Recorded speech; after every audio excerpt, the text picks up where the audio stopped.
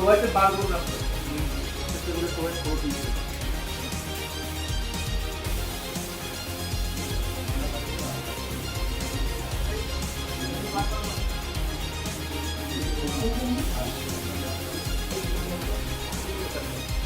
আমরা just verification করতে এসেছি, আর কিছু না। মানে কিসের ভিত্তিতে ভেরিফিকেশন করতে এসেছেন? যেন ওদের কোভিডের যেটা প্রোটোকল আছে ওনারা মেনেছে কি না, আর ওনারা কী জন্য এসেছেন কী আসল বিষয় তার জন্য আমরা জিজ্ঞাসাবাদ করেছি।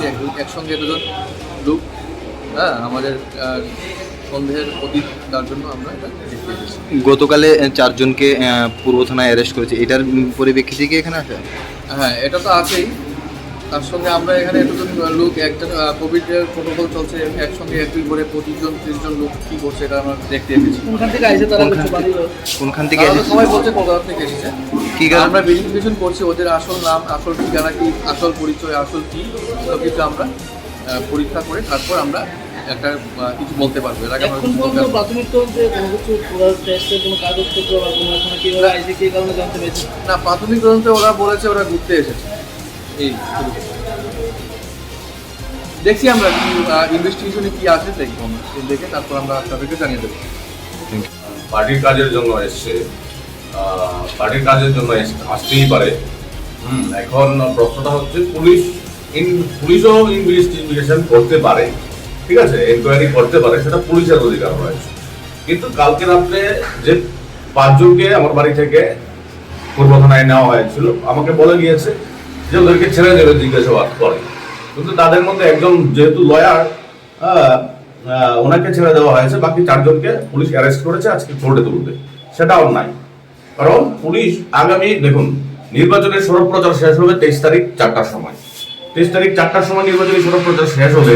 23 তারিখ 4টার পর যদি বহিরাজ্যের কোনো লোক থাকে তখন পুলিশ অ্যারেস্ট করতে পারবে। এটা ইলেকশন কমিশন অফ ইন্ডিয়ার রুলস। কারণ ভোটের প্রচারে স্টার ক্যাম্পেইনাররা আসবে, ভোটের প্রচারে কর্মীরা আসবে, সেটা আসতেই পারে।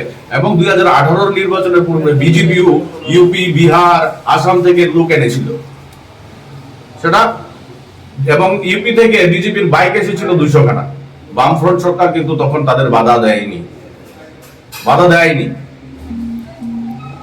এইভাবে যে বাধা দেওয়া, প্রোগ্রাম করতে না দেওয়া, পুলিশ পারমিশন দিয়েও প্রোগ্রাম ক্যান্সেল করে দিচ্ছে। এই যে আমরা বিভিন্ন ওয়ার্ডে প্রার্থীর সমর্থনে যে সন্ধ্যার সময় সভাগুলি করবো, তার জন্য কি হচ্ছে, পারমিশন দিয়ে দিয়েছে, কিন্তু প্রোগ্রামের আগে 2 ঘন্টা আগে বলে ক্যান্সেল। এরকমই হচ্ছে যে এই যে তুগলকি শাসন এই রাজ্যে চলছে বিপ্লব দেবের নেতৃত্বে, এবং পুলিশ প্রশাসনটাও সম্পূর্ণ তুগলকি প্রবণ হয়ে গেছে। যারা অ্যারেস্ট করা হয়েছে তারা কি কোন সেকশনে বা কিছু জানা গেছে? আপনার কোনো কথা বলেছে কি আইনে তারা অ্যারেস্ট করা হয়েছে? না, সেকশন কি বলেছে সেটা আমার জানা নেই। ও আমাদের লয়ার আছে, লয়ার মুভ করবে। আচ্ছা, যে আজকে যারা এখানে কথাবার্তা জিজ্ঞাসা চলছে, তাদের কি কাজের জন্য এখানে এসেছে? তারা বিভিন্ন কাজের, বড় প্রোগ্রামের জন্য এসছে, পার্টির কাজের জন্য এসছে, কিন্তু তাদেরকে পুলিশ ইনকোয়ারি করতে পারে। হ্যাঁ, সেটা পুলিশ করতে পারে, এবং আমি পুলিশকে সাহায্য করেছি যে আপনারা এনকোয়ারি করুন, তাতে কোনো আপত্তি নেই। কিন্তু পুলিশের অধিকার নেই অন্যায়ভাবে ওদেরকে অ্যারেস্ট করার। যে 4 জনকে কালকে রাত্রে অ্যারেস্ট করা হয়েছে সেটা সম্পূর্ণ অন্যায়ভাবে অ্যারেস্ট করা হয়েছে। একটা ফলস একটা এফআইআর নেওয়া হয়েছে যে প্রসেনজিৎ ঘোষ নামে একটা ছেলে এফআইআর করেছে, ওর কেবলের তার নাকি ওরা কেটে দিয়েছে। হ্যাঁ, যে এটা একটা ফলস একটা এফআইআর করে পার্টির পক্ষ থেকে মন্ডলের নির্দেশে ওদেরকে অ্যারেস্ট করা হয়েছে।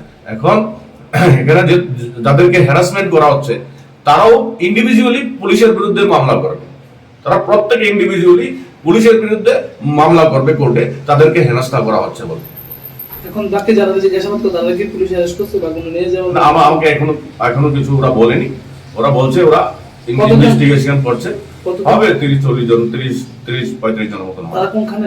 কোথা থেকে আসে তারা? তারা কলকাতার বিভিন্ন জায়গার, তারা পার্টির কাজের জন্য এসছে। এমনকি রাজ্যে আরো আছে, বিভিন্ন কলকাতা থেকে এসেছে বিভিন্ন না না না, আমার এখানে 30-35 জন আছে। Thank you.